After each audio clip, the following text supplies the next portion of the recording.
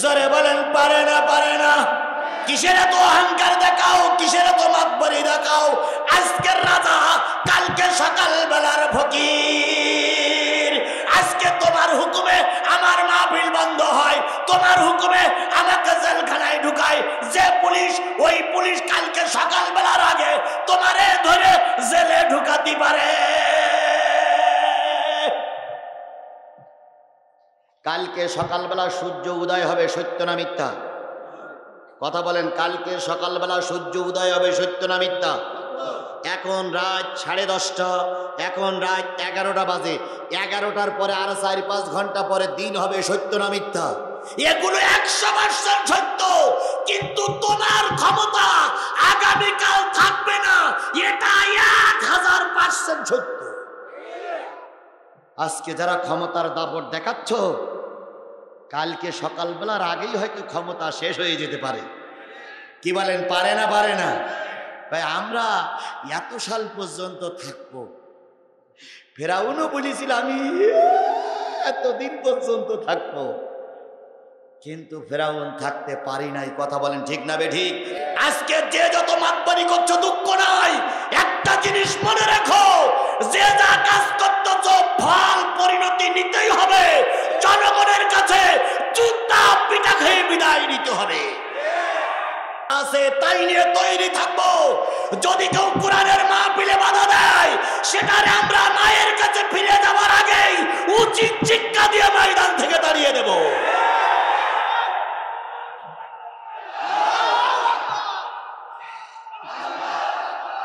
আমরা বাংলাদেশের নাগরিক, আমরা বগুড়া জেলার মুসলমান, আমরা বগুড়া জেলার মুসলমান। কথা বলেন ঠিক না বেঠিক? তোমাদের যদি গোপালগঞ্জে কথা বলার অধিকার থাকে, তোমাদের যদি ফরিদপুরে কথা বলার অধিকার থাকে, আমরা গোপাল কি বলে বগুড়ার মুসলমান, আমাদেরও কথা বলার অধিকার আছে। কি কায়দায় কয় সাবধান, আমরা তো সাবধানই থাকি, আমরা সাবধানই আছি। কথা বলেন ঠিক না বেঠিক? এক মাঘে কিন্তু, এক শীতকালে কিন্তু বছর যায় না, শীতকাল আবারই আসে। দালালি করবা, আল্লাহর করো, রসুলের করো, অন্য কোনো দালালি করিয়ে পিটি গামছা বিধো না।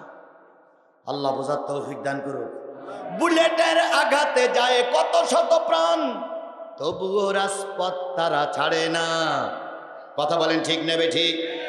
বুলেটের আঘাতে যায় কত শত প্রাণ, তবুও রাজপথ তারা ছাড়ে না। জালিমের হুঙ্কারে কাঁপে না তো মন, সাহস তো এতটুকু টলে না। আহাত পায়ে তো বুয়ে গুয়ে চলে, মমিন তো পিছু পা হয় না। দিকে দিকে আজ শুধু হয় না, রাজপথে রক্তের বন্যা, তবুও সত্যের কথা মোরা বলবই, জিহাদের ধ্বনি মোরা তুলবই। মমিন তো কোনো ভয় পায় না, মমিন তো ঘরে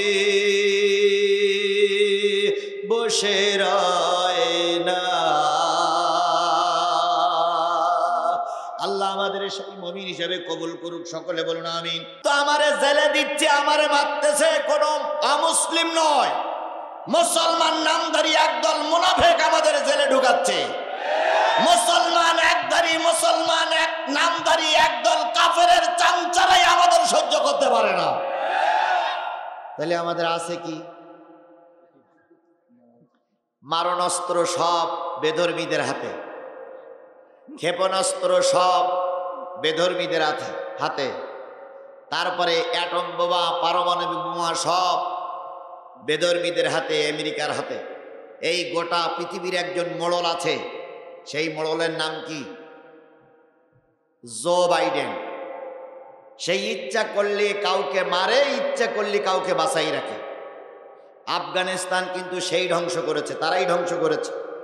ইরাকের মাটিকে তারাই তামা বানিয়েছে। কথা বলেন ঠিক না ঠিক? ওদের মত মতন চললে সে ভালো, মত মতন না চললে ওদের কাছে আমরা ভালো না।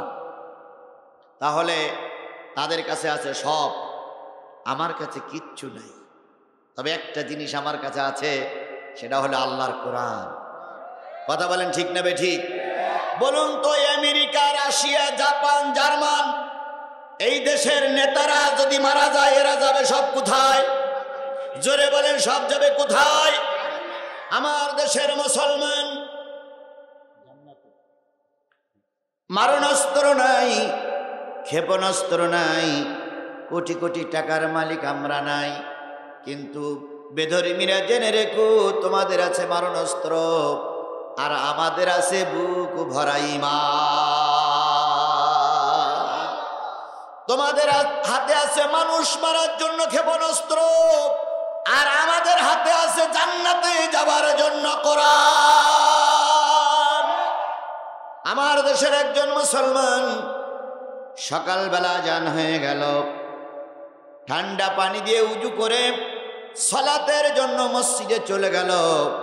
সালাত শেষ হয়ে গেল, ইমাম সাহেবের সঙ্গে কিছু তসবিহ তাহলিল পড়ে আল্লাহর বান্দা বাড়ি আসলো। বাড়িতে যা ছিল তাই খানা পিনা করে কেউ বা ভ্যান নিয়ে রাস্তায় নামলো রেজেকের জন্য, কেউ বা রিক্সা নিয়ে রেজেকের জন্য রাস্তায় নামলো, কেউ বা কৃষি কাজ করার জন্য মাঠে নেমে গেল। আল্লাহর ওই বান্দা নামাজ সালাত আদায় করার পরে যদি রাস্তায় নামে আর ওর বুকের পথ দিয়ে যদি ট্রাকটা চলে যায়, ওই ব্যক্তি মরে গেলে যাবে আল্লাহর জান্নাতে। আর তুমি আমেরিকার বিরাট প্রেসিডেন্ট হোয়াইট হাউসে বসে আছো, তোমার মতো ইবলিস মারা গেলে যাবে আল্লাহর জাহান্নামে।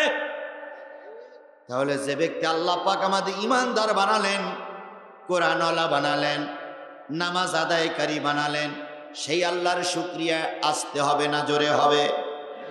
আল্লাহর শুকরিয়াটা আসতে হবে না জোরে হবে? তাহলে সবাই মিলে বলুন তো আলহামদুলিল্লাহ। কার শুকরিয়া আদায় করলাম? আমি যখন আলহামদুলিল্লাহ বললাম তখন আমার গালের জিহ্বাটা নড়াচড়া করেছে না দাঁড়াই আছে? কথা বোঝেন, আমার কথা বোঝেন? গালের জিহ্বাটা নড়াচড়া করলো না দাঁড়াই থাকলো? তাহলে গালের জিহ্বা না নাড়িয়ে কেউ কথা বলতে পারবো? আমরা কথা বলতে পারবো? তাহলে আমার গালের ভিতরে জিহ্বা আছে তাই আমি কথা বলি। এবার আসুন বলুন তো, আমার জিহ্বা বড় না গরুর জিহ্বা বড়? বুঝে শুনে বললেন, আমার গালের জিহ্বাটা বড় না গরুর জিহ্বা বড়? নিঃসন্দেহ গরু কথা বলতে পারে, পারে না? আপনি বলেছেন যে জিহ্বা আছে তাই কথা বলি। এবার বলুন তো, গরুর জিহ্বার চাইতে মশির জিহ্বা, মহিষ কি কথা বলতে পারে? মশির জিহ্বার চাইতে হাতির জিহ্বা, হাতি কি কথা বলতে পারে? তাহলে তুমি আর আমি কেন কথা বলি জিজ্ঞাসা কার কাছে করব? আল্লাহ বলতেছেন আর রহমান আল্লামাল কুরআন। কোরআন তেলাওয়াতের পরে যারা আল্লাহু আকবার বলবে আল্লাহ তাদের জান্নাতে যাওয়ার পথ সহজ করে দিবেন। জোরে বলুন আল্লাহু আকবার। এতগুলো মুসলমান গাল মুখ বন্ধ করে বসে আছেন কে জন্য? আপনারা কেউ কে আলহামদুলিল্লাহ আর কেউ, আপনার জবান কি বন্ধ হয়ে গেল? জোরে বলুন আল্লাহু আকবার। এখনো হয়নি, এখনো হয়নি। সবাই মিলে বলুন তো আল্লাহু আকবার। এই মুসলমানের বাচ্চা আল্লাহু আকবার বললে কি গুনাহ হয়? আল্লাহু আকবার বললে গুনাহ হয়? তাহলে আল্লাহু আকবার বলতে সমস্যা কি? আর রহমান আল্লামাল কুরআন খালাকাল ইনসান আল্লামাহুল বায়ান।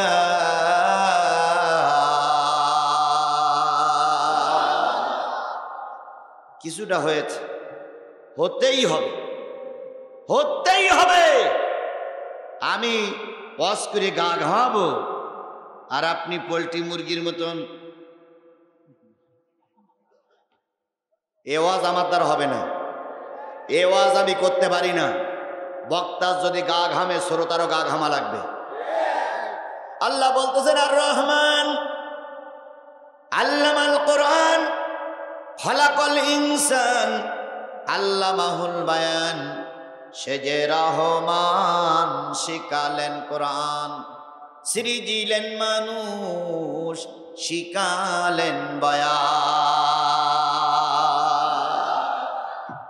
এবার আসুন, আমাকে কথা বলার শক্তি কে দিয়েছে? আরো জোরে বলেন, কে দিয়েছে? তাহলে গরুর জিহ্বা আছে, মশির জিহ্বা আছে, ছাগলের জিহ্বা আছে। মোষ, গরু, ছাগল কথা বলতে, আমারও জিহ্বা আছে, আমি কেন কথা বলি? বিজ্ঞান মানে বিশেষ জ্ঞান। বিজ্ঞান রিসার্চ করতে শুরু করলো। বিজ্ঞান রিসার্চ করে অ্যান্সার যেটা পেয়ে গেল সেটা হলো, তোমার আর আমার বড় জিহ্বার পাশে আর একটা ছোট জিহ্বা আছে। দুটার মুসলমানেরা বলুন তো, আমার বড় জিহ্বার পাশে একটা ছোট জিহ্বা আছে না নাই? কিন্তু গরুর কি আছে? সারা জীবন গরু খাইছেন, গরু বড় জিহ্বার পাশে ছোট জিহ্বা দেখেছেন আপনারা? কেউ কেউ দেখেন নাই। তাহলে আমার বড় জিহ্বার পাশে একটা ছোট জিহ্বা আছে, সেই জিহ্বাটার নাম কি? এই আলা জিহ্বা আছে তাই আমি কথা বলি। এই আলা জিহ্বাটা কথা তৈরি করে, বড় জিহ্বাটা কথা বাহির করে দেয়। যেই ব্যক্তির আলা জিহ্বা নাই ওই ব্যক্তি হলো বোবা। আর যে ব্যক্তির আলা জিহ্বা আছে তুলনামূলকভাবে ছোট, ওই ব্যক্তি কি? তোতলা। তাহলে আল্লাহ আমারে তোতলা বানালেন না, বোবাও বানান নাই। বড় জিহ্বার পাশে ছোট্ট একটা জিহ্বা দিয়ে যে মালিক এই সুন্দর ভুবনে তোমাকে আমাকে কথা বলার শক্তি দিয়েছেন, সেই আল্লাহর শুকরিয়া আসতে না জোরে সবাই মিলে বলছি আলহামদুলিল্লাহ। প্রশংসা করি আমি আল্লাহ তাআলার, বিশ্বজাহান সৃষ্টি হলো কুদরতে যাহার। জ্ঞান বিজ্ঞান শিল্পকলা আবিষ্কারক যত, আল্লাহর মহিমা তারা গাইছে অবিরত। মাটির মানুষ চন্দ্রে গেল কুদরতে যাহার, প্রশংসা করি আমি আল্লাহ তাআলার। ডিমগুলো সব একই রকম, পার্থক্য নাই মোটে। সাদা কালো বাচ্চাগুলো কেমন করে ফোটে। আমরা সবাই বাস করি একই পৃথিবীর অঙ্গে, হাতের লেখা মুখের চেহারা মেলে না কারোর সঙ্গে। আর মেলে না গলার আওয়াজ, বুড়ি আঙুলির টিপ। আল্লাহ তাআলা আছেন একজন, প্রমাণ হইল ঠিক। লক্ষ লক্ষ দূরবীন দিয়ে নবীর চাইতে ভালো মানুষ খোঁজা হয়, একটা ভালো মানুষ কি পাওয়া যাবে? জোরে বলেন, যাবে? কেন যাবে না? আল্লাহ বলেছেন, ওয়া ইন্নাকা লাআলা খুলুকিন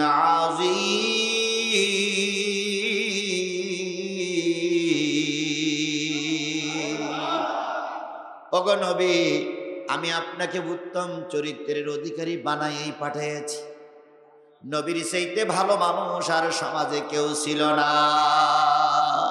অথচ নবী পৃথিবীতে যখন আসলেন, বাবা বেঁচে ছিল না। 6 বছর বয়সে মাকে তিনি হারিয়েছেন। দীর্ঘদিন দাদার সংস্পর্শে থাকার পরে, দাদা চলে যাওয়ার পরে চাচার সংস্পর্শে থেকেছেন। চাচাও চলে গেছে। সারাটা জীবনে এতিম অবস্থায় কাল অতিবাহিত করেছে।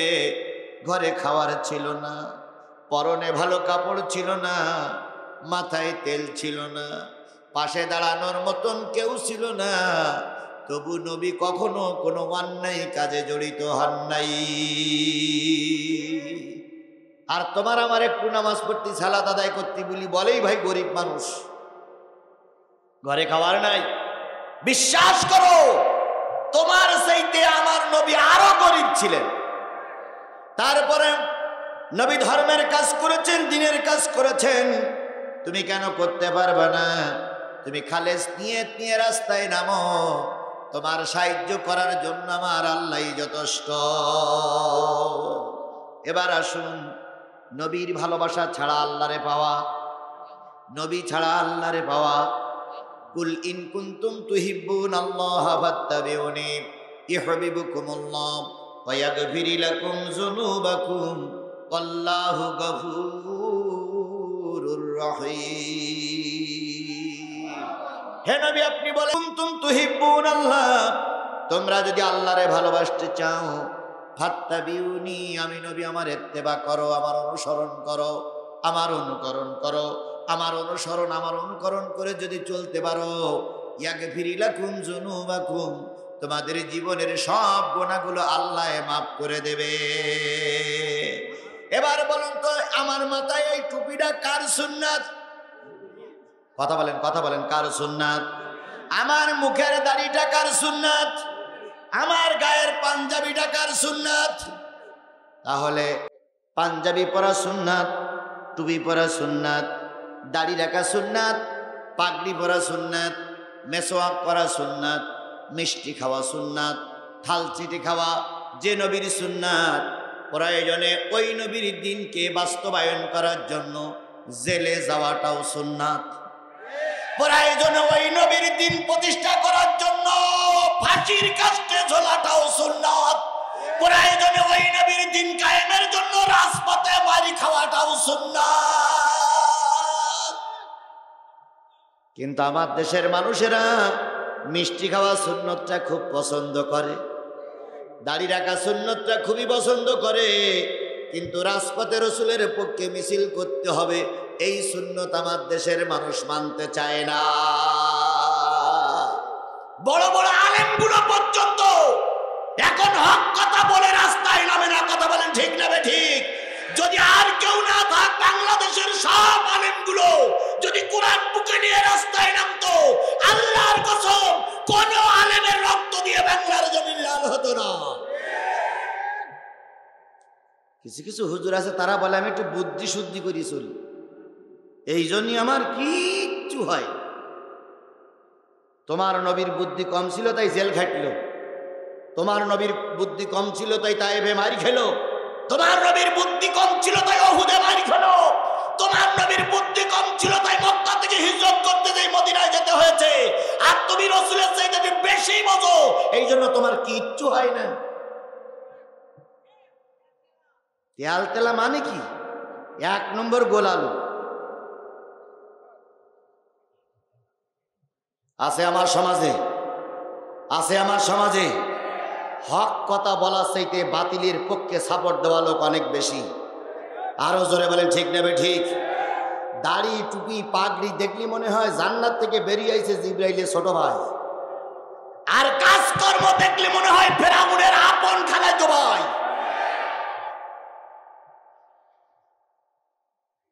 সুতরাং নবীর মহব্বত করলে জীবনের সব গুনাহগুলো কি হয়ে যাবে? বাংলাদেশে অনেকগুলো দল আছে, কথা বলেন ঠিক না বেঠিক? অনেকগুলো দলের এক একজন প্রতিষ্ঠাতা আছে। ওই প্রতিষ্ঠাতার পক্ষে যদি থাকা হয়, ওই প্রতিষ্ঠাতা যিনি দলের পক্ষে, তার মতন জামা যদি পরা হয়, তার মতন মোজ যদি রাখা হয়, তার মতন যদি কাপড় পরে যদি রাস্তায় নামানো হয়, তার ভাষণ যদি মুখস্থ করে আমি পড়ে পড়ে শোনাই, বলুন তো তার সঙ্গে আমি কি জান্নাতে যেতে পারবো? জোরে বলেন পারবো? বরং সে যদি জান্নাতে যায় তাহলে আমি জান্নাতে যেতে পারবো। মান তাশাব্বা বিকাউমিন ফাহুয়া মিনহু। যেই জাতি, যেই দল, যেই গোষ্ঠী, যেই গ্রুপের সঙ্গে তোমার চলাফেরা, ওই জাতি, ওই গ্রুপ, ওই নেতার সঙ্গে হয় জান্নাত নাই জাহান্নাম। কিছুদিন আগে খেলা হয়ে গেল, ব্রাজিলের পোশাক তুমি গায়ে পরলে, আর্জেন্টিনার পোশাক তুমি গায়ে পরলে। আর্জেন্টিনার পোশাক পরলে, ব্রাজিলের পোশাক পরলে কি সব হবে এমন কোন হাদিস আছে? কিন্তু রসুলের পোশাক যদি গায়ে থাকে আর ওই অবস্থায় তোমার যদি মৃত্যু হয়ে যায়, তুমি রসুলের উম্মত বলে দাবি করতে পারবা? সুতরাং রসুলের মহব্বত, রসুলের অনুকরণ, রসুলের অনুসরণ, রসুলের পক্ষে থাকা দরকার আমাদের, আছে না নাই? আরো জোরে বলেন আছে না নাই? যদি না থাকো রসুলের সুপারিশ পাবা না। সারা জীবন রসুল কষ্ট করেই গেছেন, শুধু কথা বলেন ঠিক না বেঠিক? বলুন তো রসুলের চাইতে ভালো মানুষ আর সমাজে কেউ ছিল? মক্কায় যখন দাওয়াতি কাজ করতে পারলেন না, মক্কার মানুষেরা যখন মেনে নিল না, তখন রসুল হিজরত করে চলে গেলেন। প্রথম হিজরত করলেন তায়েফে। কোথায়? আরো জোরে বলেন কোথায়? তায়েফ। তায়েফে যখন হিজরত করলেন, মক্কার কাফেরেরা চিঠি লিখে গোয়েন্দা বিভাগের লোক সহ তায়েফের সরকারের কাছে বলে দিল, আমাদের দেশের একজন রাষ্ট্রদ্রোহী মামলা, রাষ্ট্রদ্রোহী একজন ব্যক্তি তোমাদের দেশে আশ্রয় নিয়েছে। এই লোকটারে মেরে দাও, নতুবা দেশ থেকে বের করে দাও, অনেক পুরস্কার দেওয়া হবে। নবীকে বলা হলো কি দ্রোহী? রাষ্ট্রদ্রোহী। কেন? রাষ্ট্রের বিরুদ্ধে যে কথা বলে সেই কি? রাষ্ট্রের বিরুদ্ধে যে কথা বলে সেই কি? রাষ্ট্রদ্রোহী। আবু জেহেলের রাষ্ট্রের বিরুদ্ধে কথা বলার কারণে, আবু জেহেলের ধর্মের বিরুদ্ধে কথা বলার কারণে মোহাম্মদকে কি বলা হলো? আজকেও আমাদের দেশের কিছু মানুষ আমাদেরকে রাষ্ট্রদ্রোহী বলে। আমরা রাষ্ট্রদ্রোহী নই। রাষ্ট্রদ্রোহী তারা যারা ব্যাংকের টাকাগুলো মেরে মেরে খাচ্ছে। রাষ্ট্রদ্রোহী তারা যারা বাংলাদেশে বসবাস করে বিদেশে বাড়ি বানাচ্ছে। তোমরা যদি এতই রাষ্ট্রের পক্ষে হও, তোমাদের ছেলে মেয়ে বিয়ে দেও বিদেশি নিজের সঙ্গে কেন?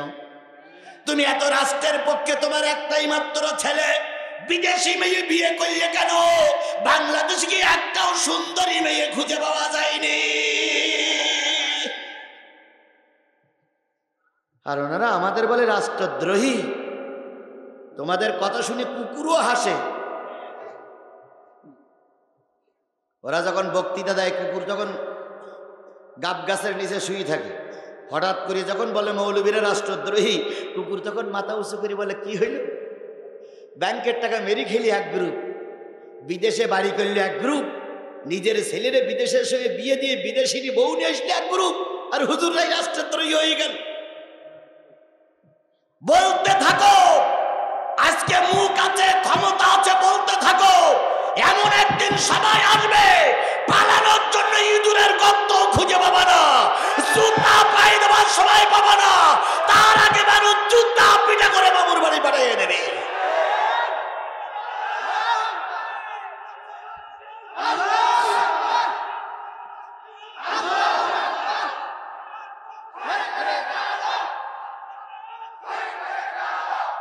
আর আমাদেরকে বলা হয়, আমাদেরকে বলা হয় রাষ্ট্রদ্রোহী। আমরা রাষ্ট্রদ্রোহী নই। রাষ্ট্রদ্রোহী তারাই যারা ব্যাংকের মাল খেয়ে খেয়ে ব্যাংকের টাকাগুলো নিয়ে সব সুইস ব্যাংকে রেখে দিয়েছে।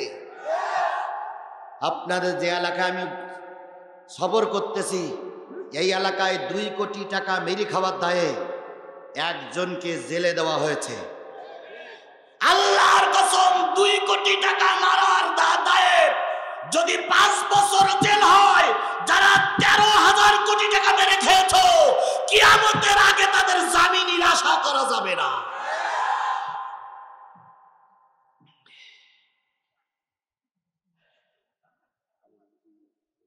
আল্লাহ বোঝার তৌফিক দিক।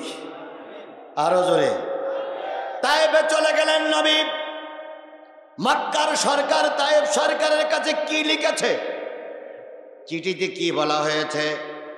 আমার দেশের একজন রাষ্ট্রদ্রোহী ব্যক্তি তোমার দেশে যাচ্ছে, ওরে যদি মেরে দিতে পারো অথবা যদি দেশ থেকে তাড়াই দিতে পারো, বড় আকারের পুরস্কার হবে।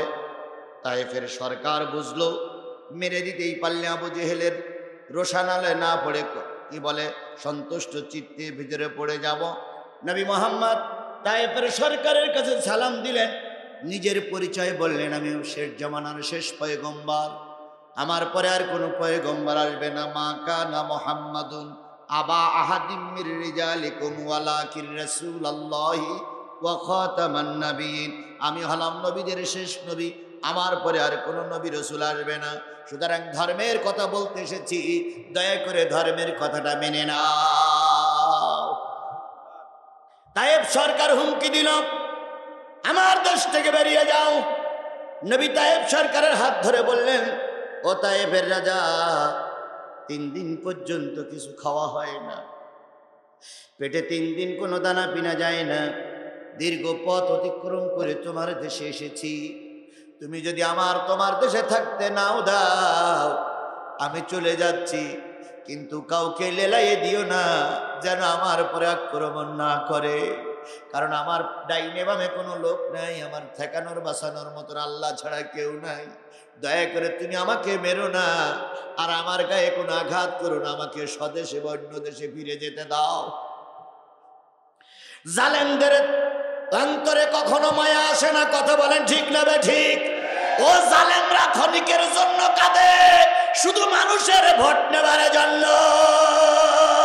মাঝে মাঝে আমাদের দেশের কিছু জালেম আছে, মঞ্চে উঠে সরিষার তেল লাগাই কান্নাকাটি করে। ক্ষমতায় যাওয়ার পরেই যেখানকার মাল সেখানেই চলে যায়। ভোটের সময় নেতার চরিত্র ফুলের মতন পবিত্র হয়, ভোট চলে গেলে নেতা যেখানকার মাল সেখানে চলে যায়, কথা বলেন ঠিক না বেঠিক? তাই এবার সরকারের মনে একটু মায়া হলো না। নবী যখন রাস্তায় নামলেন, তায়েবের সরকার যুবকদের লেলাইয়ে দিল, এই পথভ্রষ্ট যুবকটারে মেরে ফেলো, এই পথ হারা যুবকটারে মেরে ফেলো। নবীজি যখন রাস্তায় নামলেন, তায়েফের যুবকেরা নবীজির পিছু নিল, নবীজির পিছু নিল। নবী এক সময় একটা আড়ালে আত্মগোপন করলেন, তায়েফের যুবকেরা সেখান থেকে তাকে টেনে হেসড়ে বাহির করলো। নবীর মাথায় বাড়ি দিতে লাগলো, নবীর গায়ে বাড়ি দিতে লাগলো। কয়দিন না খাওয়া, 3 দিন না খাওয়া নবী। একবার হেলে দুলে যায়, একবার পড়ে যায়, একবার উপর হয়ে পড়ে, একবার চিত হয়ে পড়ে, ভুট হয়ে পড়ে। তায়েফের যুবকেরা সোজা করে দেয়, আর মারতে শুরু করে। নবী জায়েদকে ডেকে বললেন, জায়েদ, একসঙ্গে 2 জন মারা গেলে চলবে না, তুমি একটু পিছনে চলে যাও, ওরা চলে গেলে তুমি আমার একটু খোঁজ নিও। আমার পরে যেভাবে আক্রমণ আসতেছে, আমার মন বলতেছে আমি মুহাম্মদ আর মনে হয় বাঁচব না। নবীর দোষটা ছিল কি? নবীর দোষটা ছিল কি? দাওয়াতে তাবলীগ বা কোরআনের দাওয়াত। নবী কোরআনের দাওয়াত দিলে মার খেল, নবী কোরআনের দাওয়াত দিয়ে রক্ত দিল, নবী কোরআনের দাওয়াত দিয়ে 3.5 বছর জেল খাটলো। আর তুমি আমি দাওয়াত দিতে যাইয়ে মাইরও খাই না, রোশানালও পড়ি না, পেটে ভরি আর পকেটে ভরে বাড়ি আসি। তোমার দাওয়াত আর রাসূলের দাওয়াত এক হচ্ছে না। কোথায় যেন অমিল আছে, কোথায় যেন গরমিল আছে, কথা বলেন ঠিক না ঠিক? তোমার দাওয়াত আমার দাওয়াত, নেই দাওয়াতে মিল। তোমার কিতাব আমার কিতাব, নেই আবার মিল। তোমার দাওয়াত কোরমা পোলাও, বলেন বলেন বলেন বলেন। তোমার দাওয়াত কোরমা পোলাও, প্লেট ভরা ভাত। আমার দাওয়াত জেলখানাতে দুর্বিষহরাত। তুমিও মৌলবী, আমিও মৌলবী, তুমিও টুপিওয়ালা, আমিও টুপিওয়ালা, তুমিও বক্তৃতা করো, আমিও বক্তৃতা করি। তোমার বক্তৃতার সময় পুলিশ প্রোটোকল দেয়, আর আমার বক্তৃতার সময় পুলিশ আমার ধরার জন্য চারিপাশে ওত পেতে বসে থাকে। তুমিও যে কোরআন পড়ো, আমিও সেই কোরআন পড়ি। তোমার কোরআনে কোনো বাধা হয় না, আমার কোরআনে বাধা কেন? তুমি এখন নিজেকে অনেক বড় মনে করো। তোমার সমাবেশ স্থলে পুলিশ পাহারা দেয়, আর আমার সমাবেশ স্থল থেকে আমার নেতা কর্মীদের ধরে নিয়ে যায়। নিশ্চয়ই তোমার দাওয়াত আর আমার দাওয়াত এক হচ্ছে না, কোথাও না কোথাও রং কিছু থেকে গেছে। একই বক্তা বক্তৃতা করলো, মরহুম প্রেসিডেন্ট মুজিবুর রহমানের ভাস্কর্য নদীতে ফেলাই দেওয়া হবে। এক পীর সাহেব বক্তৃতা করলো, আর একই বক্তব্য মামুনুল হক দিল। মামুনুল হক জেলে, পীর সাহেব আরামে ঘুরিয়ে বেড়াচ্ছে। তাহলে বোঝা গেল নিশ্চয়ই খোলে খোলে কোনো আতত আছে, কথা বলেন ঠিক না ঠিক? একই মিছিল তোমরা করলে কিছু হয় না, আর একই মিছিল আমার যুবকেরা করলে মেরে রাজপথের থেকে গ্রেফতার করতেছ। তোমার মিছিল আর আমার মিছিল এক হচ্ছে না। দাওয়াত দিয়ে দিয়ে মুরগির মান আর মাছের মাথা খাচ্ছ, কেউ তোমার পথে বাধা দেয় না। আর আমি যেই না দাওয়াতি কাজ করতে যাই, সেই আমার পথে বাধা হয়ে দাঁড়ায়। আমার ভাইয়েরা, নবীজি বললেন, জায়েদ একটু পিছনে সরে যাও। জায়েদ পিছনে সরে যাচ্ছিলেন না। তিনি বললেন, আমি আমার প্রাণের চাইতে আপনাকে বেশি ভালোবাসি। লা ইউমিনু আহাদুকুম হাত্তা আকুনা হাব্বা ইলাইহি মিন ওয়ালিদিহি ওয়া ওয়ালাদিহি ওয়ান নাসি আজমাইন, ততক্ষণ পর্যন্ত একজন ব্যক্তি মুমিন হতে পারবে না যতক্ষণ সে তার পিতামাতা, ভাই বোন, আত্মীয় স্বজন, স্ত্রী, পাড়া প্রতিবেশী, সুদী, শুভাকাঙ্ক্ষী, নেতা সকলের চাইতে নবী মুহাম্মদকে বেশি ভালোবাসতে না পারবে ততক্ষণ কি হওয়া যাবে না? ইমানদার বলে দাবি করা যাবে না, ইমান বলে দাবি করতে পারবে না। আর হযরত যায়েদ যাইতেছিলেন না, কিন্তু নবীর অনুরোধে একটু দূরে সরে গেলেন। তায়েফের যুবকেরা হাইনার মতন রসুলের পরে ঝাঁপিয়ে পড়ল। পাথর মারতে মারতে মারতে মারতে রসুলকে পাথরের তলায় ফেলাই দিল। যখন আর রসুলকে মোটেও দেখা যাচ্ছিল না, তখন ওই তায়েফের যুবকেরা পাথরের পরে চড়ে বসে বললেন, কুতিলা মোহাম্মদ, কুতিলা মোহাম্মদ, কুতিলা মোহাম্মদ, মোহাম্মদ মারা গেছে, মোহাম্মদ মারা গেছে। নবীর লাশের পরে নাচানাচি করেছে তায়েফের যুবকেরা। আজকেও আমরা দেখতেছি বাংলাদেশের কোন আলেম যদি মারা যায়, কোন হাফেজে কোরআন যদি মারা যায়, তার লাশের পরে একদল মানুষ নাচানাচি করে। তায়েফের সেই কাফেরের বংশ আজও পৃথিবীতে আছে।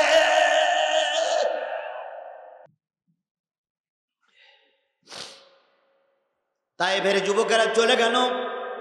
যায়েদ আস্তে করে আসলেন নবীকে আবিষ্কার করার জন্য। নবীর পাথরগুলো সরাইতে শুরু করলেন। সরাইতে সরাইতে এক সময় নবীকে উঠাই বসালেন। নবী চোখ চায় না, নবীর কোনো হুঁশ নেই, নবীর কোনো জ্ঞান নাই। নবীকে কাঁধের পরে বসায়, কাঁধের পরে মাথা রেখে নবীর গায়ের রক্তগুলো যায়েদ চেটে চেটে পরিষ্কার করতেছিলেন। আর বারে বারে মালিকের দিকে কাঁদতেছিলেন, মালিক, নবীর মুখে আর মনে হয় কোনো কথা আমি যায়েদ শুনতে পাবো না। কিছুক্ষণ পর আমার নবী চোখ মেলে তাকালেন। যায়েদ, লাব্বাইক ইয়া রাসূলুল্লাহ। তায়েফের যুবকের এখন আছে না চলে গেছে? কই ইয়া রাসূলুল্লাহ, ওরা মনে হয় সব চলেই গেছে। নবীজি বলেন, আমাকে পাথরের গায়ে হেলান দিয়ে বসায় একটু দূরে যেয়ে দেখো ওরা আছে না চলে গেছে। কারণ আমি মাথা উঁচু করলে ওরা যদি আমার পিটায়, আমি নবী আর মনে হয় বাঁচব না। কি কষ্ট করে ইসলাম এই পৃথিবীতে এসেছে, আর তুমি আমি শুধু ফতোয়া দিয়েই গেলাম। শুধু ফতোয়া দিলেই হবে না, ফতোয়া অনুযায়ী কাজ করা লাগবে। জানার চাইতে মানার বরকত বেশি। কথা বলেন ঠিক না বে ঠিক? শয়তানও কম জানতো না, কিন্তু মানতো কম।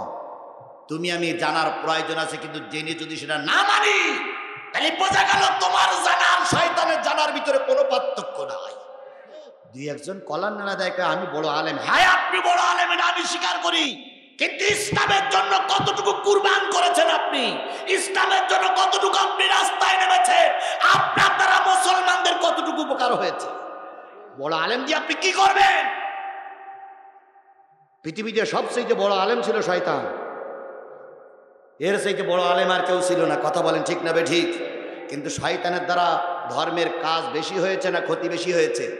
আপনি আমিও যদি আলেম হই, আপনি আমিও যদি পাগড়িওয়ালা হই, আপনি আমি যদি শায়েখ হয়ে যাই, আপনার আমার দ্বারা যদি ইসলামের কোনো কাজ না হয়, শায়েখ দিয়ে, বক্তা দিয়ে, আলেম দিয়ে, বড় আলেমের পরিচয় দিয়ে কোনো লাভ হবে না।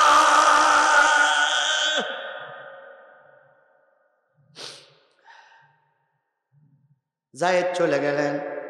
কিছুক্ষণ পরে এসে বলেন, ইয়া রাসূলুল্লাহ, ওরা সবাই চলে গেছে। নবীজি বললেন, যায়েদ এখন কোন সময়? বেলা এখনো ডুবে যায় নাই, বেলা এখনো অনেক দূরে আছে। নবীজি বললেন, যায়েদ রে, একক তোর সালাত মনে হয় কাজা হয়ে যাচ্ছে, একক তোর সালাত মনে হয় কাজা হয়ে যাচ্ছে, একটু উজুর পানি নিয়ে এসো। হযরত যায়েদ অনেক দূর থেকে উজুর পানি নিয়ে আসলেন। পানিগুলো দিয়ে নবীর মুখমণ্ডল ধৌত করে দিলেন, হাত ধোয়াই দিলেন, মাথা মাসা করাই দিলেন। এরপরে পা ধোয়ানোর পালা। খড়মের সঙ্গে, কাঠের খড়মের সঙ্গে রক্তের সঙ্গে নবীজির পাটা এমনভাবে আটকে গেছে, ওই পা খোলা যাচ্ছিল না। হযরত যায়েদ বলেন, আমি দুই হাত দিয়ে পা ধরলাম, আর কাঠের খড়মটা গাল দিয়ে কামড়াই ধরে যখন টান দিলাম, নবী আমার মাথার পরে হাত দিয়ে বললেন, যায়েদ, তায়েফের যুবকেরা আমাকে কষ্ট দিয়েছে, তুমি আমাকে কষ্ট দিচ্ছ কেন? ইয়া রাসূলুল্লাহ, কষ্ট দিতে চাই না, কয় এত জোরে টান দিও না, আমার কষ্ট হয়। এবার যায়েদ বলেন, আমি পানি দিয়ে দিয়ে নরম করে করে রসুলের খড়মটা ছড়াই দিলাম। রসুল উজু করে সালাত আদায় করলেন। আদায় করার পরে রসুল আকাশের দিকে তাকায় দেখে যত বড় বড় পাহাড়গুলো সব নবীজির মাথার পরে চক্কর দিচ্ছে। আর ওই মেঘের উপরে, ওই পাহাড়ের উপরে জিবরিল আমিন বসে আছে। জিবরিল আমিন ডেকে বলতেছি, ইয়া রাসূলুল্লাহ, একবার হুকুম দেন, যারা আপনাকে মেরেছে, যারা আপনাকে রক্তাক্ত করেছে, এই পাহাড় দিয়ে চাপা দিয়ে তাদেরকে রসুন পেজার মতন, ঝাল ফেসার মতন ভিসে ফেলবো। নবীজি বললেন, জিবরিল, হয় না, সবাইকে যদি মেরে দাও, কালেমার দাওয়াত আমি কার কাছে শোনাবো? আমি এদেরকে ক্ষমা করে দিলাম। আল্লাহরে বলো, আল্লাহ যেন এদের ক্ষমা করে দেয়। এত মার খাওয়ার পরেও, এত কষ্ট করার পরেও রসুলের আদর্শ ছিল কি? ক্ষমা করে দেওয়া। রসুলের আদর্শ ছিল কি? ক্ষমা করে দেওয়া। আর তুমি আমি একটু যদি ক্ষমতায় যেতে পারি, একটু যদি চেয়ার ধরতে পারি, চেয়ারে বসেই বলে ভাতে মারবো, পানিতে মারবো। কি বলে? ভাতে মারবো, পানিতে মারবো, চুপুইয়ে চুপুইয়ে মারবো, কাপড়েও মারবো। কিন্তু তুমি একবারও জানো না যে তোমার কপালে আগামী সাজের ভাত আছে না নাই? আগামী সকালবেলার খাদ্য আপনার কপালে আছে কিনা আপনি জানেন? জোরে বলেন, জানেন? মাহফিল থেকে বাড়ি যাওয়ার পথে হঠাৎ করে মাথা ঘুরে পড়ে গেছে। তো ছেলে আপনার ধরে হাসপাতালে নিয়ে গেল। ডাক্তার আমার পাশেই আছে। তো হাসপাতালে নিয়ে যাওয়ার পরে হাসপাতালের ডাক্তার একটা বোর্ড বসাইয়ে চিকিৎসা আপনার এক্সামিন করে দেখলো আপনার ডায়াবেটিস ধরা পড়েছে। কি ধরা পড়েছে? তো ডায়াবেটিস ধরা পড়েছে, আপনার ডায়াবেটিসের মাত্রা বেশি। ডাক্তার সাহেব ওষুধ লেখার পরে ছোট্ট কাগজের তলায় একটা লিখেছে যে আজকে আগামীকাল থেকে সকালবেলা 2 কোণ রুটি খাবেন, দুপুরবেলা 2 কোণ রুটি খাবেন, রাত্রি শোয়ার আগে একটু চাউলের জাউ খাবেন, মিষ্টি ছাড়া। আপনি কিন্তু এই ধুনুটের সবথেকে বড় নেতা, কোটি কোটি টাকা আছে ব্যাংকে, পরের জমি ফাঁকি দিতে দিতে 100 বিঘের ওপরে জমি করেছেন, পুকুরি আছে মাছ, বউ একখানের জায়গায় 2 কোণ আছে। ধরা পড়িয়েছে কি? ডায়াবেটিস। ডাক্তারে লিখেছে সকালবেলা 2 কান, দুপুরবেলা 2 কান, রাতে চাউলের ক্ষীর বা জাউ খাবেন, কি ছাড়া? মিষ্টি ছাড়া। তো নেতা তো কোটি কোটি টাকার মালিক। 10 বছর আগে স্যান্ডেলের ভিতে কেনা পয়সা ছিল না। বছর 10 ভিতরে বিরাট আঙুল ফুলে কলা গাছ। নেতা বলতেছে, ডাক্তার সাহেব আমার চেনেন আপনি? কে আপনি? আমি ধুনুটের বিরাট একজন নেতা। তো এই যে 2 কোণ রুটি আর চাউলের জাব, এগুলো কি খাওয়ার আগে না পর? ডাক্তার সাহেব বলতেছে ওই ছাড়া আর খালি আপনি বাঁচবেনই না। আছে পুকুরি মাছ, আছে গোয়ালে গরু, আছে ব্যাংকে কোটি কোটি টাকা, ফ্রিজ ভর্তি কুরবানির গোশ, কিসে নাই? কপালে নাই। খাইতে হবে কখান রুটি, 2 কোণ আর চাউলের যাও। এটা আমার আল্লাহ পারে না? পারে না? জোরে বলেন, পারে না? পারে না? কিসের এত অহংকার দেখাও, কিসের এত মাতবরি দেখাও? আজকের রাজা কালকে সকালবেলার ফকির। আজকে তোমার হুকুমে আমার মাহফিল বন্ধ হয়, তোমার হুকুমে আমাকে জেলখানায় ঢুকায় যে পুলিশ, ওই পুলিশ কালকে সকালবেলার আগে তোমারে ধরে জেলে ঢুকাতে পারে। কালকে সকালবেলা সূর্য উদয় হবে, সত্য না মিথ্যা? কথা বলেন, কালকে সকালবেলা সূর্য উদয় হবে, সত্য না মিথ্যা? এখন রাত 10:30, এখন রাত 11টা বাজে। 11টার পরে আর 4-5 ঘন্টা পরে দিন হবে, সত্য না মিথ্যা? এগুলো 100% সত্য। কিন্তু তোমার ক্ষমতা আগামীকাল থাকবে না, এটা 1000% সত্য। আজকে যারা ক্ষমতার দাপট দেখাচ্ছ, কালকে সকালবেলার আগেই হয়তো ক্ষমতা শেষ হয়ে যেতে পারে। কি বলেন, পারে না? পারে না ভাই? আমরা এত সাল পর্যন্ত থাকবো। ফেরাউনও বলেছিল আমি এতদিন পর্যন্ত থাকবো, কিন্তু ফেরাউন থাকতে পারি নাই। কথা বলেন ঠিক না বেঠিক? আজকে যে যত মাতবারি করছো দুঃখ নাই, একটা জিনিস মনে রাখো, যে যা কাজ করতেছো ফল পরিণতি নিতেই হবে। জনগণের কাছে জুতা পিটা খেয়ে বিদায় নিতে হবে। তাহলে যে রসুল সারা জীবন আমাদের জন্য কাঁদলেন, সেই রসুলের নামে দুরূদ আর সালাম সবাই মিলে বলছি সাল্লাল্লাহু আলাইহি ওয়াসাল্লাম। কোরআনের কথা বসে শুনলে বরকত বেশি। আল্লাহ কবুল করুক। ওয়াইদা কুরিয়াল কোরআন ফাসতামিউ লাহু ওয়া আনসিতু লাআল্লাকুম তুরহামুন।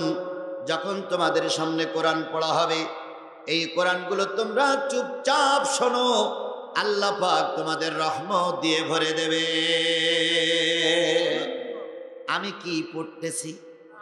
আজকে সূরা আহজাব থেকে তেলাওয়াত করেছে, আহজাবের আলোচনায় আসতেছে। এই কোরআন যখন পড়া হবে চুপচাপ বসে বসে শুনতে হবে, আল্লাহ পাক রহমত দিয়ে ভরপুর করে দেবে। রহমতের দরকার আছে না নাই? আরো জোরে বলেন, রহমতের দরকার আছে না নাই? কিছু কিছু লোক মনে করে রহমতের আমার দরকার নেই রে বাবা। আজকের মাহফিলের দ্বিতীয় বক্তা তৃতীয় বক্তা একই কথা বলেছে, কিয়ামতের দিনে কেউ না কেউ জাহান্নামে যাবে, আবার একটা নেকির কারণে কেউ না কেউ জান্নাতে যাবে। এই জন্য বাবা গাদ্দারি করো না, আল্লাহ সয়ে গাদ্দারি করো না। চার দোকানে বসো না, বাদামের দোকানে থেকো না। আজকের এই মাহফিলে বসলে একটা নেকি যদি হয়, ওই নেকির ওসিলা করে আল্লাহ জান্নাত দিয়ে দিতে পারে। জ্ঞানী যারা বোঝে তারা শুধু ইশারায়, নাদানেরে বুঝাইতে কে পারে কোথায়। যে কটা জ্ঞানী সে কটা কোরআনের মাহফিলে আসছে, আর যে কটা জাহেল, আবু জেহেলের চামচা, ফেরাউনের রক্তে যাদের জন্ম, এরা কখনো কোরআনের মাহফিলে আসে না, বসে না, কোরআনেরা সহ্য করতে পারে না। 5 মিনিট সময় দিলাম, যদি বাদামের দোকান থেকে কোরআনের মাহফিলে না আসো, বাড়ি যারা শুয়ে আছো তারা যদি উঠে না আসো, তাহলে বুঝতে হবে তুমি কোরআনের দুশমন, তুমি আবু জেহেলের চামচা, তুমি মুসলমানের বংশধর নয়। কারণ কোরআনের আলোচনা চলবে আর তুমি না লেপের কল টেনে দিয়ে ঘুমাবা, এটা মুসলমানের চরিত্র হতে পারে না। কথা বলেন ঠিক নেবে ঠিক? তাহলে কোরআন শুনলে আল্লাহ রহমত করবেন। আপনাদের রহমতের দরকার আছে না নাই? আমি সেই রহমত নিয়ে আপনাদের কাছে এসেছি, আল্লাহ কবুল করুক। সকলে বলুন আমিন। হেফজখানার উদ্দেশ্যে মাহফিল। আল্লাহ রসুল বলেছেন মান কারাল কোরআন ফাস্তাজহারাহু ফাহাল্লা হালালাহু হাররামা হারামাহু আদখালাহুল্লাহুল জান্নাহ ওয়া ইয়াশফাউ ইয়াউমাল কিয়ামাতি আশারাতিন কুল্লুহুম ক্বাদ ওয়াজাবাত লাহুন নারা। যে ব্যক্তি কোরআন পড়বে, কোরআন শিখবে, কোরআন অনুযায়ী নিজের জীবনকে পরিচালনা করবে, ওই ব্যক্তি মৃত্যুর সাথে সাথে আল্লাহর জান্নাতে চলে যাবে। শুধু একা জান্নাতে যাবে না, 10 জন ব্যক্তিকে খুঁজবে, যেই 10 জন ব্যক্তি ইতিমধ্যে কোথায় যেয়ে বসে আছে, জাহান্নামে যেয়ে বসে আছে। এই 10 জন ব্যক্তিকে খুঁজে খুঁজে বাহির করবে। কোরআনের হাফেজ, কোরআনওয়ালা, আলেম ওলামা, বক্তা, মসজিদের ইমাম, মসজিদের মুয়াজ্জিন। ওই হাফেজে কোরআন, যেই হাফেজ সাহেবদের মাথায় আমি পাগড়ি পরালাম, ওই হাফেজ সাহেবরা বলবে আল্লাহ আমি একা একা জান্নাতে যাব না, আমার সঙ্গে কয়জনকে দাও? 10 জনকে দিয়ে দাও। আমার বাবাকে দাও, আমার মাকে দাও, আমার স্ত্রীকে দাও, আমার ছেলে মেয়েদের দাও, আমার লজিং মাস্টার দাও যে আমাকে লজিং রেখেছিল, আমার ওস্তাদকে দাও, ওস্তাদের স্ত্রীকে দাও, দুনিয়ায় আমি যার সঙ্গে ভালোবাসা করেছিলাম তাকে দাও। এমন 10 জন ব্যক্তিকে সঙ্গে করে নিয়ে হাফেজে কোরআন আল্লাহর জান্নাতে চলে যাবে। তাহলে কোরআন পড়লে যদি জান্নাতে যাওয়া যায়, আমরা কি পড়তেছি? এখান কি মেয়ে লোক নাচানি হচ্ছে? এখানে কি যাত্রা গান দেখানো হচ্ছে? তাহলে কোরআন পড়া হচ্ছে। তোমার কপাল যদি ভালো হয়, তুমি যদি মুসলমানের বাচ্চা হও, তোমার বাবার বিয়ের সময় যদি কোনো মৌলবি দিয়ে বিয়ে পড়াই থাকে, তোমার জন্মের পরে যদি কানে আজান হয়ে থাকো, তুমি কোরআন থেকে দূরে সরে থাকতে পারো না। এই লোক জুতো হাতে করে কোন জায়গায় হেঁটেছে? ও ভাই, কোথায় যাচ্ছেন আপনি? 2 নম্বর 1 নম্বর 2 নম্বর এখানেই ছাড়ি ফেলে।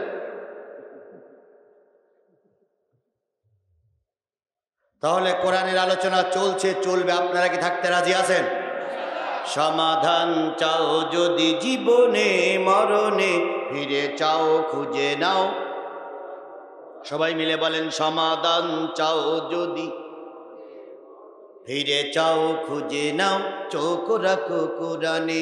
সমাধান চাও যদি জীবনে মরণে, ফিরে চাও খুঁজে নাও, চোখ রাখো কোরআনে। এ বাণী সকলের নয়, শুধু মুমিনের। কথা বলেন, কথা বলেন, কথা বলেন। এ বাণী সকলের নয়, শুধু মুমিনের। যারাই চলবে মেনে ফল পাবে কোরআনের।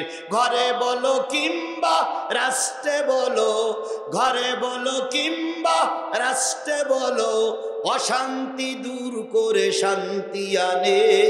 সমাধান চাও যদি, ফিরে চাও খুঁজে নাও, চোখ রাখো কোরআনে। সমাধান চাও যদি জীবনে মরণে, ফিরে চাও খুঁজে নাও, চোখ রাখো কোরআনে।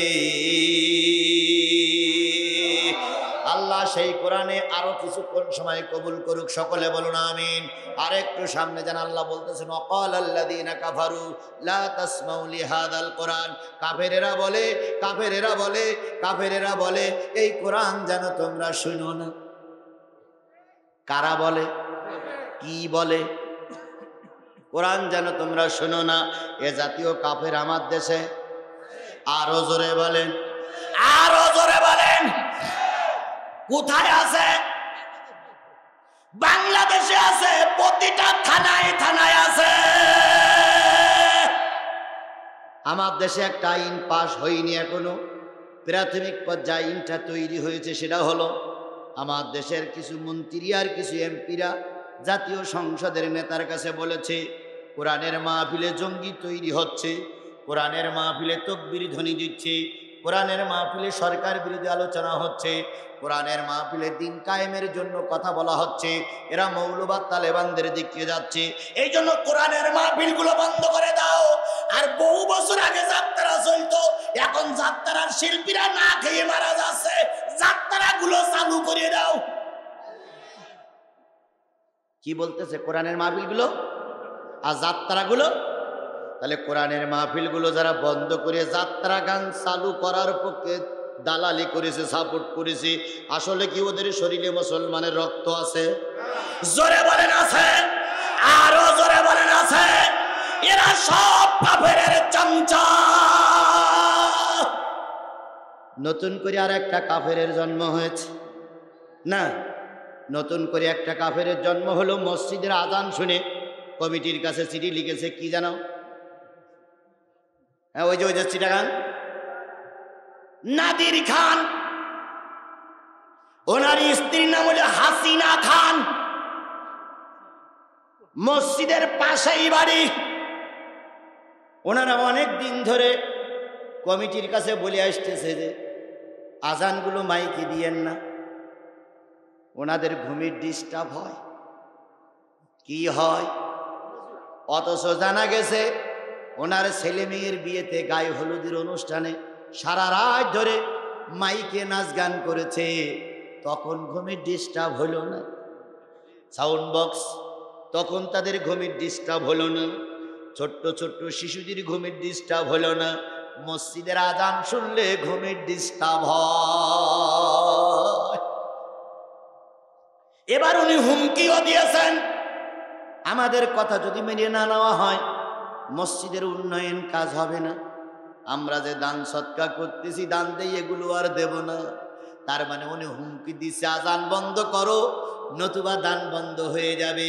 আমরা গোটা বাংলাদেশের মুসলমানেরা একজোট হয়ে বলি, তোমার মতন নাদের খান মার্কা মুনাফিক কাফেরের দান মসজিদে দরকার নাই।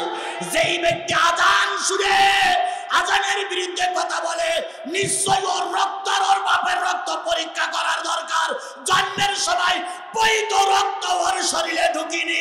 যে ব্যক্তি মুসলমানের রক্ত দিয়ে জন্ম নেয়, সে ব্যক্তি আর যাই করুক আজানের বিরুদ্ধে কথা বলতে পারে না।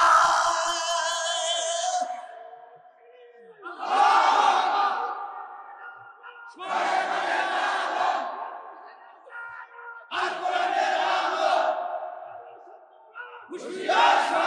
ভাইরা, ওই নাদের খান শুধু চিটাগাঙে নয়, গোটা বাংলাদেশের প্রতিটা জায়গায় কিছু কিছু নাদের খান তৈরি হয়েছে। এরা কি বলে? লা তাসমাউ লিহাদাল কোরআন, এই কোরআন যেন তোমরা শুনো না। ওয়ালগাউ ফীহি লাআল্লাকুম তাগলিবুন। জিহাদি হুজুর সাক্ষীরা, এই অঞ্চলে কখনো সফর করি নাই, যে অঞ্চলে সফর করেছি সেই এলাকার মানুষগুলো ছুটে এসেছে। বগুড়া সদরের মানুষ কারা কারা আছেন? কোথায় বগুড়া সদর চিন্তা করেন। এবার শাহজাহানপুরীর মানুষ কারা আছেন? শাহজাহানপুরীর মানুষ দেখেন, দেখেন, একটু দেখেন, যারা আমার ছেলে তারা পাগলের মতন ছুটে এসেছে। এবার গাবতলীর মানুষ কারা আছেন? একটু দেখেন, দেখেন, দেখেন, দেখেন, গাবতলীর মানুষেরা ছুটে এসেছে। এবার ধুনুটের মানুষ কারা আছেন? একটু হাত তোলেন। ও ধুনুটের মুসলমানেরা, তোমাদের চাইতে বাইরের মানুষ বেশি। এখন তোমরা মনে করতেছো জিহাদির আলোচনা কোনোদিন শুনুনি, না জানি কি আলোচনা করে। এখন দেখতেছে আলোচনাটা একটু শক্ত হচ্ছে। তাহলে ওয়ালগাউ ফীহি, হট্টগোল বাজাই দাও, মারামারি বাজাই দাও, ইটপেটকেল নিয়ে রেডি হয়ে থাকো। যদি তোমরা নিজেরা না পারো, সংবাদ দিয়ে পুলিশ ডেকে নিয়ে এসো।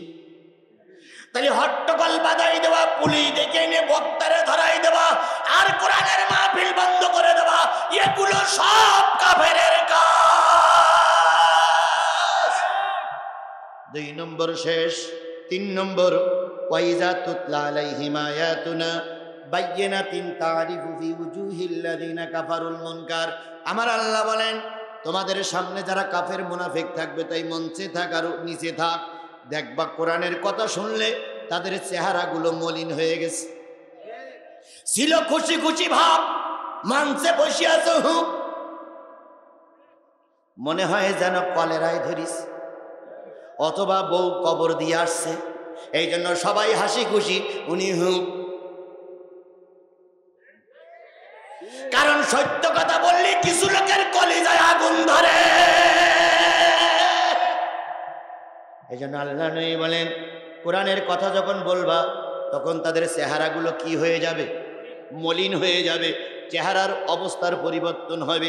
ওয়াইজা তুতলা আলাইহিম আয়াতুনা বায়্যিনাতিন তারিফু উজুহিল লাযিনা কাফারুল মুনকার। এরপরে 4 নম্বর তাদের দোষ হচ্ছে তারা আলেমের সঙ্গে বিয়াদবি করবে, তারা হুজুরদের সঙ্গে মায়ের মুখে আচরণ করবে। এগুলো সব হলো কাফেরের কাজ। ওই কাজ করা লোক আমাদের ভিতরে যারা যারা আছেন তারাই হাত তোলেন।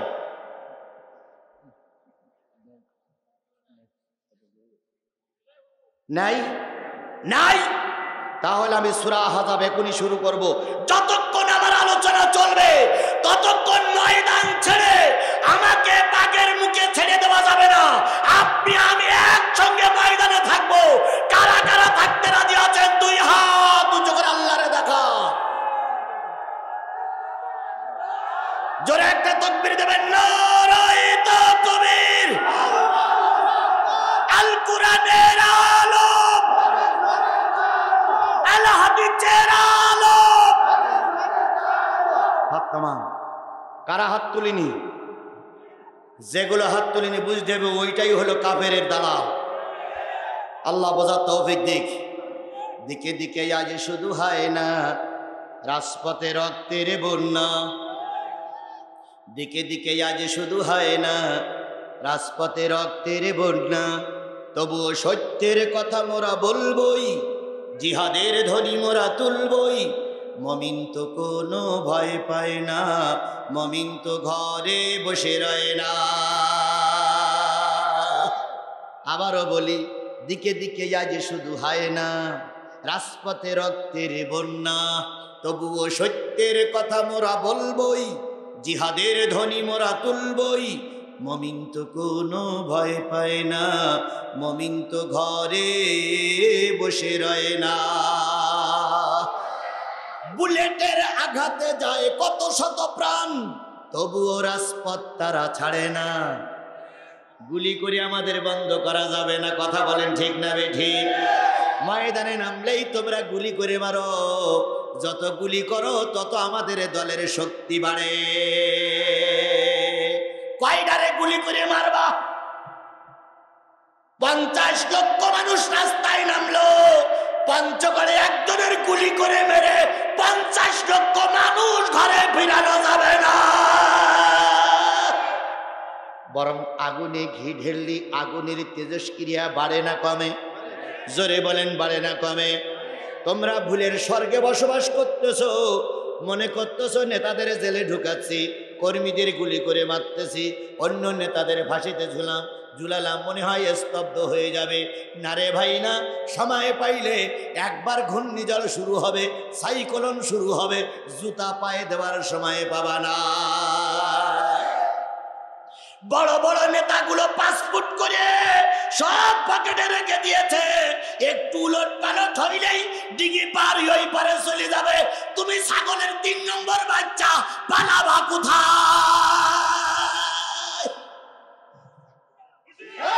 কোথায় পালাবা ছাগলের 3 নম্বর বাচ্চা? জনগণ ধরবার আলু ভর্তা করে খেয়ে ফেলবে। কি কায়দায় কলার না আবার চেনো চেনো চেনো। বেশি চেনাচেনি করো না, বড় নেতাদের টিকিট কাটা শেষ। বড় নেতাদের টিকিট কাটা শেষ। এখন শুধু একটা তালমানের অপেক্ষায় আছে, একবার ধাক্কা দিলে ওরা রাতের অন্ধকারে পালিয়ে যাবে। তুমি বউ বাচ্চা নিয়ে যাবা কই দুলাভাই? আছে তাই নিয়ে তৈরি থাকবো। যদি কেউ কোরআনের মাহফিলে বাধা দেয়, সেটারে আমরা মায়ের কাছে ফিরে যাওয়ার আগেই উচিত শিক্ষা দিয়ে ময়দান থেকে দাঁড়িয়ে দেব।